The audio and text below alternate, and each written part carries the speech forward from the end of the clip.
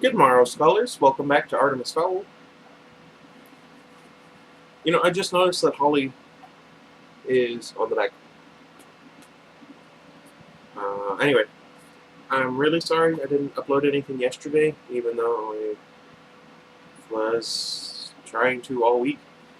What happened was I had to get my car fixed. Oil change, tires changed, lug nuts replaced, a lug stud needs to be replaced, stuff like that. Sensors needed to be replaced. Anyway,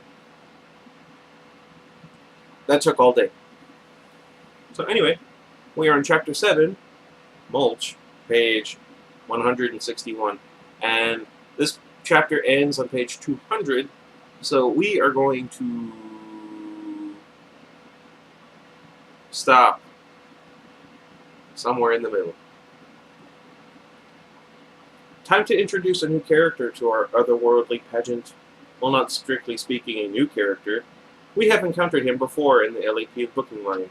On remand for numerous larcenies, Mulch Diggums, the kleptomaniac dwarf, a dubious individual even by Artemis Fowl's standards, as if this account didn't already suffer from an overdose of amoral individuals. Born to a typical dwarf cavern-dwelling family, Mulch had decided early that mining was not for him, and resolved to put his talents to another use, namely digging and entering, generally entering mud people's property. Of course, this meant forfeiting his magic. Dwellings were sacred. If you broke that rule, you had to be prepared to accept the consequences. Mulch didn't mind. He didn't care much for magic anyway. There had never been much use for it down in the mines. In the mines. I wonder if I can get sued for that. It's Disney, so probably. Things had gone pretty well for a few centuries, and he'd built up quite a lucrative above-ground memorabilia business. That was until he tried to sell the Jules Rimet cup to an undercover LEP operative. From then on, his luck had turned, and he'd been arrested over 20 times to date, a total of 300 years in and out of prison. Mulch had a prodigious appetite for tunneling, and that, unfortunately, is a literal translation. For those unfamiliar with the mechanics of dwarf tunneling, I shall endeavor to explain them as tastefully as possible. Like some members of the reptile family, dwarf males can unhinge their jaws, allowing them to ingest several pounds of earth a second. This material is processed by a super-efficient metabolism, stripped of any useful minerals, and ejected at the other end, as it were. Charming. At present, Mulch was languishing in a stone-walled cell in LEP Central. At least he was trying to project an image of languishing, unperturbed kind of a languishing, unperturbed kind of dwarf. Actually, he was quaking in his steel-toe capped boots. The goblin dwarf turf war was flaring up at the moment, and some bright spark LEP elf had seen fit to put him in a cell with a gang of psyched-up goblins. An oversight, perhaps. More likely a spot of revenge for trying to pick his arresting officer's pocket in the booking line. So, dwarf, sneered the head honcho goblin, a wart-faced fellow covered in tattoos. How come you don't shoot your way out of here? Mulch rapped on the walls. Solid rock. The goblin laughed. So what? Can't be any harder than your dwarf skull.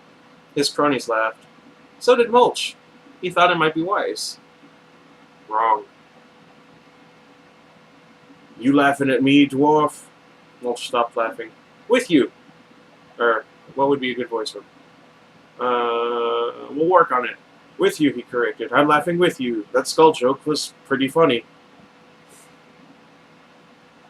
No. The goblin advanced until his slimy nose was a centimeter from Mulch's own. You patronizing me, dwarf? Mulch swallowed, calculating. If he unhinged his jaw now, he could probably swallow the leader before the others reacted. Still, goblins were murder on the digestion. Very bony. It scares me that he would know that. The goblin conjured up a fireball around his fist. I asked you a question, Stumpy. Anyway. Mulch could feel every sweat gland on his body pop into instant overdrive. Dwarves did not like fire. They didn't even like thinking about flames, unlike the rest of the fairy races. Dwarves had no desire to live above ground, too close to the sun. Ironic for someone in the Mud People possession liberation business. No need for that, he stammered. I was just trying to be friendly. Friendly, scoffed Wardface. Your kind don't know the meaning of the word. Cowardly backstabbers, the lot of you. Mulch nodded diplomatically. We have been known to be a bit treacherous. A bit treacherous? A bit treacherous? My brother Flem was ambushed. It's funny, because, anyway. By a crowd of dwarfs disguised as dung heaps. He's still in traction. Mulch nodded sympathetically. The old dung heap crew's disgraceful. One of the reasons I don't associate with the Brotherhood. Uh-oh. Wardface twirled the fireball between his fingers. There are two things under this world that I really despise. Mulch had a feeling he was about to find out what they were. One is a stinking dwarf. No surprises there. And the other is a traitor to his own kind. And from what I hear, you fall neatly into both categories. Mulch smiled weakly. Just my luck. Luck ain't got nothing to do with it. Fortune delivered you into my hands. On another day, Mulch might have pointed out that luck and fortune were basically the same thing. Not today. You like fire, dwarf? Mulch shook his head. Wardface grinned. Now ain't that a shame, because any second now I'm going to ram this here fireball down your throat. The dwarf swallowed dryly. Where's my water? I need some water now.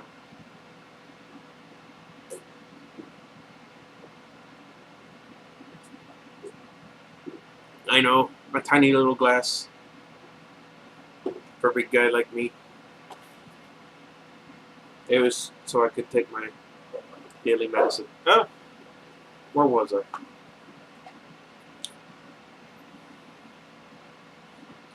Wasn't it just typical of the Dwarf Brotherhood? What do dwarfs hate? Fire. Who are the only creatures with the ability to conjure fireballs? Goblins. So who did the dwarfs pick a fight with? A real no-brainer. Mulch backed up to the wall. Careful there, we could all go up. Not us, Wardface grinned, snorting the fireball up two elongated nostrils. Completely fireproof. That's horrifying, and also awesome. Anyway. Mulch was perfectly aware of what would happen next. He'd seen it too many times in the back alleys. A group of goblins would corner a stray brother dwarf, pin him down, and then the leader would give him the double barrel straight to the face. Wardface's nostrils quivered as he prepared to vent the inhaled fireball. Mulch quailed. There was only one chance. The goblins had made a basic mistake. They'd forgotten to pin his arms. The goblin drew a breath through his mouth, then closed it. More exhalation pressure for the fire stream. He tilted his head back, pointing his nose at the dwarf, and let fly. Quick as a flash, Mulch jammed up his thumbs into Wardface's nostrils.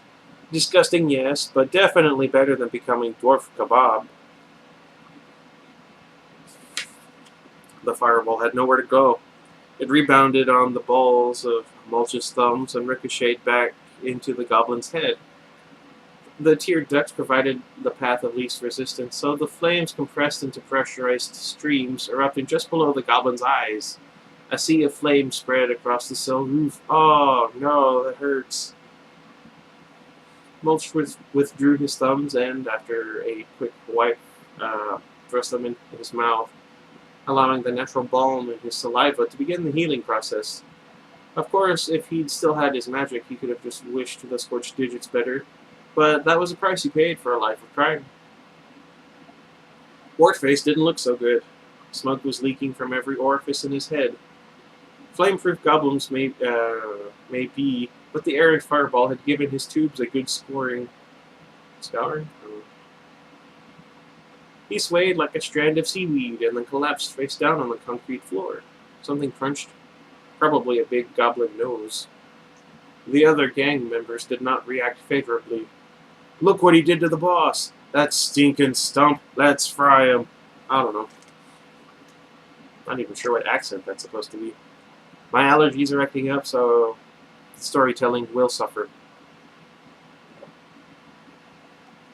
Mulch backed up even further.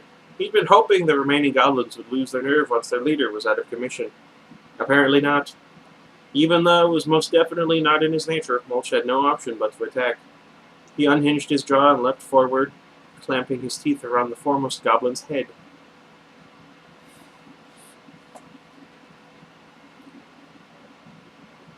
Ow! Bag off! He shouted around the obstruction in his mouth. Bag off or your friend gets it. Friend gets it, I guess. Yeah. The others froze, uncertain of their next move. Of course, they'd all seen what dwarf molars could do to a goblin head. Not a pretty sight. Each one popped a fireball in his fist. I'm warning you. You can't get us all, Stumpy. Mulch resisted the impulse to bite down. It is the strongest of dwarf urges, a genetic memory born from millennia of tunneling. The fact that the goblin was wriggling slimily didn't help. His options were running out. The gang was advancing, and he was powerless as long as his mouth was full. It was crunch time. Pardon the pun. Suddenly the cell door clanked open, and what seemed like the entire squadron of LEP officers flooded the confined space. Mulch felt the cold steel of a gun barrel against his temple. Spit out the prisoner, ordered a voice.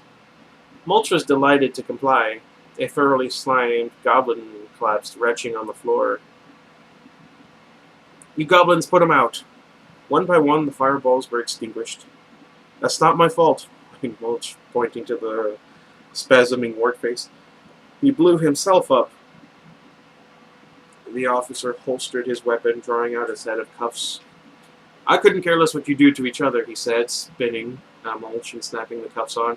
If it was up to me, I'd put the whole lot of you in a big room and come back a week later to sluice it out. But Commander Root wants to see you above ground ASAP. ASAP? Yeah. Now, if not sooner. Mulch knew Root. The commander was responsible for several of his government hotel visits. If Julius wanted to see him, it probably wasn't for drinks and a movie. Now? But it's daylight now. I'll burn. The LEP officer laughed. It ain't daylight. Where you going, pal? Where you're going, it ain't anything. Hard. Root was waiting for the dwarf inside the time field portal. The portal was yet another of Foley's inventions. Fairies could be introduced to and leave the time field without affecting the altered flow inside the field. This effectively meant that even though it took nearly 6 hours to get Mulch to the surface, he was injected into the field only moments after Root had the notion to send for him. It was Mulch's first time in a field. He stood watching life proceed at an exaggerated rate outside the shimmering corona. Cars zipped by at impossible speeds, and clouds tumbled across the skyline as though driven by force 10 gales. What was his voice again?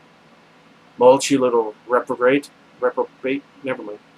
Word Root. You can take off that suit now. The field is UV filtered, or so I'm told. The dwarf had been issued a blackout suit at E1. Even though dwarfs had thick skins, they were extremely sensitive to sunlight and had a burn time of less than 3 minutes. Mulch peeled off the skin-tight suit. Nice to see you, Julius. It's Commander Root to you. Commander now? I heard that. Clerical error, was it? Root's teeth ground his cigar to a pulp. I don't have time for this impudence, convict. And the only reason that my boot is not up your behind right now is that I have a job for you. Mulch frowned. Convict? I have a name, you know, Julius. Root squatted to the dwarf's level. I don't know what dream world you live in, convict, but in the real world you are a criminal, and it is my job to ensure that your life is as unpleasant as possible. So if you're expecting civility just because I've testified against you some 15 times, forget it. Mulch rubbed his wrists where the handcuffs had left red welts. Fine, Commander. No need to blow a gasket. I'm not a murderer, you know, just a petty criminal. From what I hear, you nearly made the transformation below in the cells.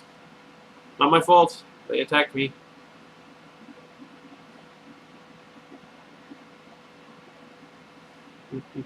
Brute screwed a fresh cigar into his mouth. Fine, whatever. Just follow me and don't steal anything. Yes, sir, Commander, said Mulch innocently. He didn't need to steal anything else. He'd already palmed Root's field access card when the commander had made the mistake of leaning over. They crossed the retrieval perimeter to the avenue. Do you see that manor? What manor? Root rounded on him. I don't have time for this, convict. Nearly half my time stop has elapsed. Another few hours and one of my best officers will be blue-rinsed. Mulch shrugged. None of my concern. I'm just a criminal, remember? And by the way, I know what you want me to do, and the answer is no. I haven't even asked you yet. It's obvious. I'm a housebreaker. That's a house. You can't go in because you lose your magic, but my magic is already gone. 2 and 2. Root spat out the cigar. Don't you have any civic pride? Our entire way of life is on the line here. Not my way of life. Fairy prison, human prison, it's all the same to me. The commander thought about it. Okay, you slime. 50 years off your sentence. I want amnesty. In your dreams, Mulch. Take it or leave it. Wait, no, wrong person. 75 years and minimum security. You take it or leave it. I did it again. Anyway, Mulch pretended to think it was all academic, seeing as he intended to escape anyway. Single cell? Yes, single cell. Now will you do it? Do it. Very well, Julius. Only because it's you. Foley was searching for a matching iris cam. Hazel, I think, or perhaps tawny. You really do have stunning eyes, Mr. Mulch. Thank you, Foley. My mother always said they were my most attractive feature. Ruth was pacing the shuttle floor. You two do realize we're on a deadline here, don't you? Never mind matching the color, just give him a camera. Foley plucked a lens from its solution with tweezers. This is not just vanity, Commander. The closer to the match, the less interference from the actual eye. Whatever, just get on with it. Sorry. Foley grabbed Mulch's chin, holding him still. There you are. We're with you all the way. Foley twisted a tiny cylinder into the thick tufts of hair growing from Mulch's ear. Ew. Wired for sound now, too, in case you need to call for assistance. The dwarf smiled wryly. Forgive me for not swilling with confidence. I find I've always done better on my own. If you call 17 convictions doing better, chuckled Root. Oh, we have time for jokes now, do we? Root grabbed him by the shoulder. You're right, we don't. Let's go. He dragged Mulch across the grassy verge to a cluster of cherry trees. I want you to tunnel in there and find out how this foul person knows so much about us. Probably some surveillance device. Whatever it is, destroy it. Find Captain Short if possible, and see what you can do for her. If she's dead, at least it will clear the way for a biobomb. Mulch squinted across the landscape. I don't like it. What don't you like? The lie of the land. I smell limestone. Solid rock foundation. There might not be a way in. Foley trotted across. I've done a scan. The original structure is based totally on rock, but some of the later extensions stray into clay. The wine cellar in the south wing appears to have a wooden floor. Should be no problem for someone with a mouth like yours. Mulch decided to take that statement of fact as a statement of fact rather than an insult. He opened the back flap of his tunneling pants. Right, stand back. Anyway. Anyone else reminded of Matter Eater Lad? I think it is from the Legion of Superheroes. Anyway. Root and the surrounding LEP officers rushed for cover. Sorry. But Foley, who had never really actually seen a dwarf tunneling, decided to stay for a peek. Good luck, Mulch. The dwarf unhinged his jaw. "Thank you," he mumbled, bending over for lunch. The centaur looked around. "Where's everyone?" He never finished that statement because a blob of recently swallowed and even more recently recycled limestone whacked him in the face. By the time he cleared his eyes, Mulch had disappeared down a vibrating hole, and there was the sound of hearty laughter shaking the cherry trees. Ugh. Mulch followed a loamy vein through a volcanic fold in the rock. Nice consistency, not too many loose stones, plenty of insect life too, vital for strong, healthy teeth, a dwarf's most important attribute. The first thing a prospective mate looked at. Mulch went low, to the limestone, his belly almost scraping the rock. The deeper the tunnel, the less chance of subsidence on the surface. You couldn't be too careful these days, not with motion sensors and landmines. Mud people went to extraordinary lengths to protect their valuables, with good reason, as it happened. Mulch felt a vibration cluster to his left. Rabbits! The dwarf fixed the location in his internal compass. Always useful to know where the local wildlife hung out. He skirted the warren, following the manor foundations around in a long northwesterly loop. Wine cellars were easy to locate. Over the centuries, residue seeped through the floor, infusing the land beneath with the wine's personality. This one was somber, nothing daring here. A touch of fruit, but not enough to lighten the flavor. Definitely an occasion on the wine bottom rack. An occasion when, oh yeah. Mulch burped. That was good clay. The dwarf aimed his scything jaws skyward, punching through the floorboards. He hauled himself through the jagged hole, shaking the last of the recycled mud from his pants. Ooh. He was in a blessedly dark room, perfect for dwarf vision. His sonar had guided him to an uncovered spot in the floor. 3 feet to the left, and he would have emerged in a huge barrel of Italian red. Mulch rehinged his jaw and padded across the wall. Or to the wall, sorry. Never mind. He flattened a conch-like ear to the red brickwork. For a moment he was absolutely still, absorbing the house's vibrations. A lot of low-frequency humming. There was a generator somewhere, and plenty of juice running through the wires. Footsteps, too, way up, maybe on the 3rd floor, and close by. A crashing sound. Metal on concrete. There it was again. Someone was building something, or breaking something down. Oh. Something skittered past his foot. Mulch squashed it instinctively. It was a spider. Just a spider. "Sorry, little friend," he said to the gray smear. "I'm a bit on the jittery side." The footsteps were wooden, of course. More than a century old, too, by the smell of them. Stuff like that creaked as soon as you looked at them. Better than any pressure pads for giving away intruders. Mulch climbed along the edges, 1 foot in front of the other. Right in by the wall was where the wood had most support and was less likely to creak. This was not as simple as it sounds. Dwarf feet are designed for spade work, not for the delicate intricacies of ballet dancing or balancing on wooden steps. Nonetheless, Mulch reached the door without incident. A couple of minor squeaks, but nothing that would be detectable by human ears or hardware.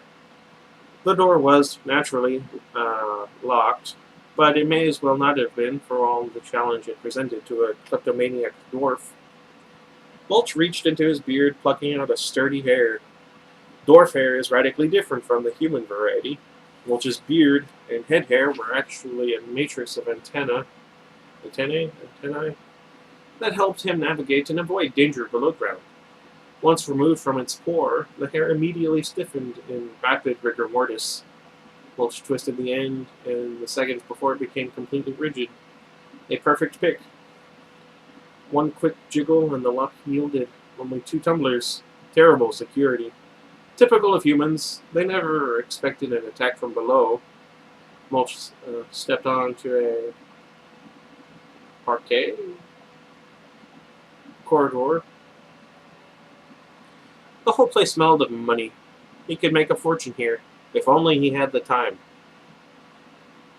Which is pretty funny, because, never mind.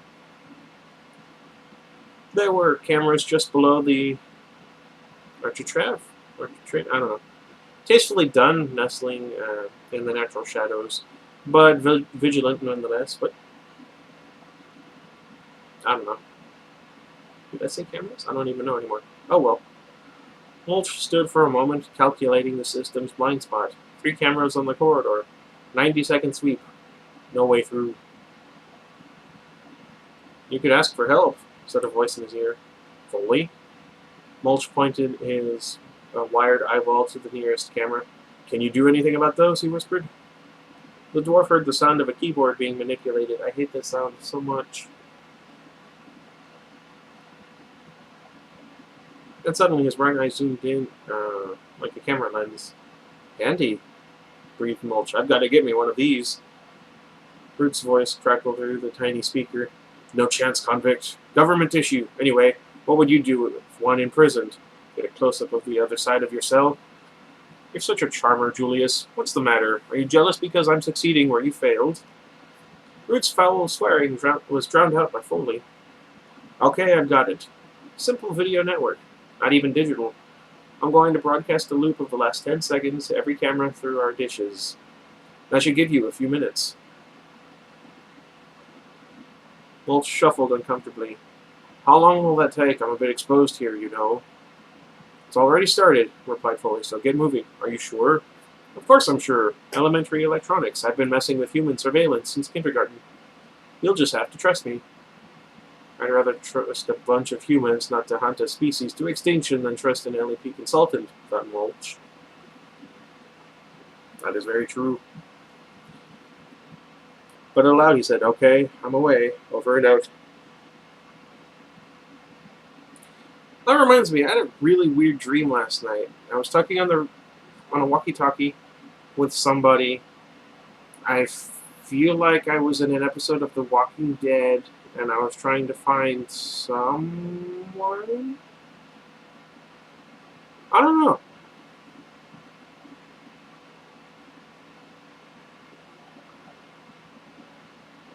He sneaked down the hall. Even his hands were sneaky, patting the air as if he could somehow make himself lighter.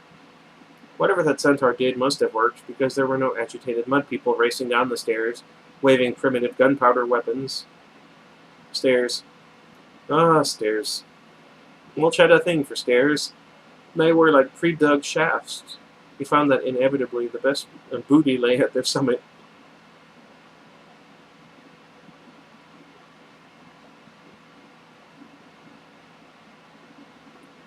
And what a stairway, stained oak with the intricate carvings generally associated with either the 18th century or the obscenely rich.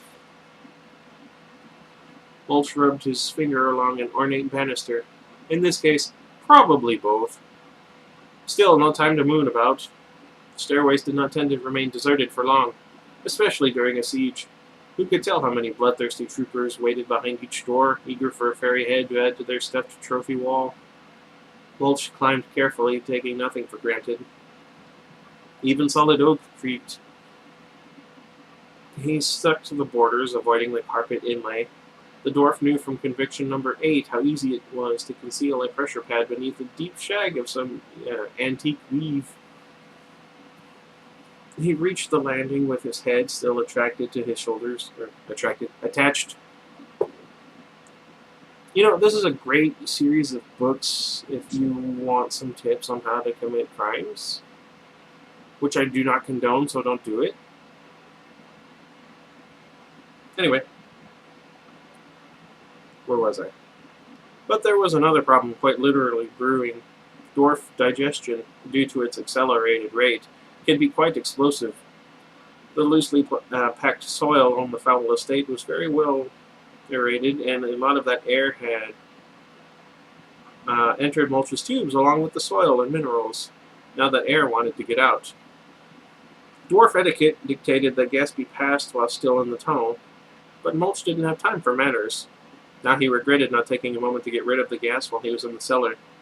The problem with dwarf gas was that it couldn't go up, only down. Imagine, if you will, the catastrophic effects of burping while digesting a mouthful of clay. Total system backup. Not a pretty sight. Thus, dwarf anatomy ensured that all gas is passed below, actually aiding in the expulsion of unwanted clay. Ew. Mulch wrapped his arms around his stomach. He'd better get out of the open. A blowout on a landing like this could take out the windows. He shuffled along the corridor, skipping through the first doorway he encountered. More cameras. Quite a lot of them, in fact. Mulch studied the lenses sweep. 4 were surveying the general floor space, but another 3 were fixed. Foley, you there? Whispered the dwarf. No, the typical sarcastic reply. I have much better things to do than worry about the collapse of civilization as we know it. Yes, thank you. Don't let my life being in danger interrupt your merriment. I'll try not to. I have a challenge for you. Foley was instantly interested. Really? Go on. Mulch pointed his gaze at the recessed cameras, half hidden in the swirling architrave. I don't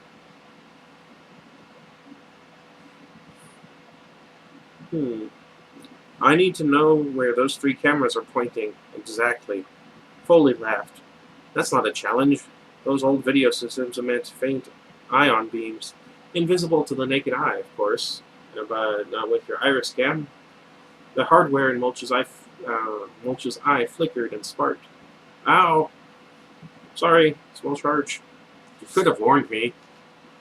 I'll give you a big kiss later, you baby. I thought dwarves were tough. We are tough. I'll show you just how tough when I get back. Root's voice interrupted the posturing. You won't be showing anyone anything, convict, except perhaps where the toilet is in your cell. Now what do you see? I remember this book. Brown bear, what do you see? Anyway. What was I saying? Mulch looked at the room again through his ion-sensitive eye. Each camera was emitting a faint beam, like the last evening sun rays. Oh, that'd be nice. Wish I didn't have to work today. Anyway.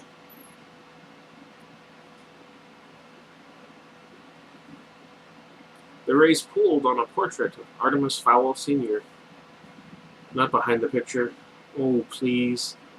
Mulch placed his ear against the picture glass. Nothing electrical. Nothing. Not alarmed, then. Just to be sure, he sniffed the frame's edge. No plastic or copper. Wood, steel, and glass. Some lead in the paint. Oh. He curled a nail behind the frame and pulled.